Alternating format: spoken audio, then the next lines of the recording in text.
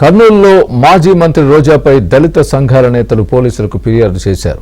గత ఏడాది బాపట్ల సూర్యలంక బీచ్లో మనోహర్ అనే ఉద్యోగితో చెప్పులు మోయించి దళితుల్ని అవమానపరిచారంటూ పోలీసులకు ఫిర్యాదు చేశారు. కర్నూలు 3 టౌన్ పోలీస్ స్టేషన్లో దళిత సంఘాల నేతలు ఫిర్యాదు చేశారు.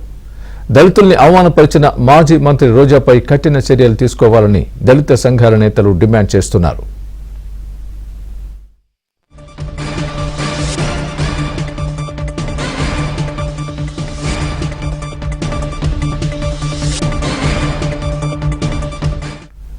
ఇదే అంశానికి సంబంధించి పూర్తి అప్డేట్ మా ప్రతినిధి సుంకన్న చెప్తారు. సుంకన్న,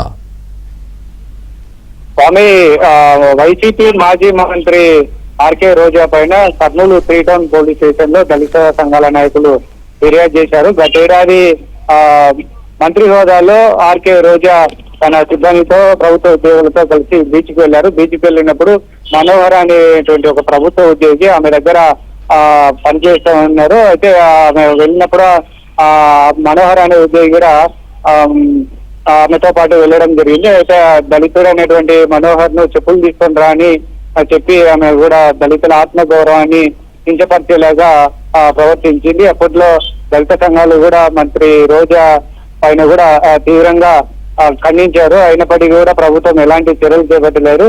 మాజీ మంత్రి రోజా పైన కూడా అప్పటి నుంచి ఏదైతే ఆమెపై చర్యలు తీసుకోవాలని కోరుతున్నామో అయినప్పటికీ కూడా ఎలాంటి చర్యలు తీసుకోలేని పరిస్థితులు కనపడినటువంటి నేపథ్యంలో ఆయనపై ఇప్పుడు మాజీ మంత్రి రోజా పైన కూడా చర్యలు తీసుకోవాలి.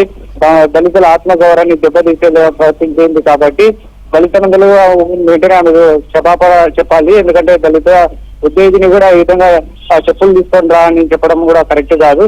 కాబట్టి ఆమె ముందుగా బేషరతుగా దళితులకు క్షమాపణ చెప్పి తర్వాత ఆమె ఏదైతే దళితులకు ఆత్మగౌరవానికి భంగం కలిగించేదిగా మాట్లాడినటువంటి పరిస్థితి ఉంది. కాబట్టి ఆమె పైన వెంటనే చర్యలు తీసుకోవాలని కూడా పోలీస్ స్టేషన్ లో ఫిర్యాదు చేశారు. దళిత సంఘాల నాయకులు ఇచ్చినటువంటి ఫిర్యాదును కూడా కర్నూలు 3 టౌన్ పోలీసులు తీసుకోవడం జరిగింది.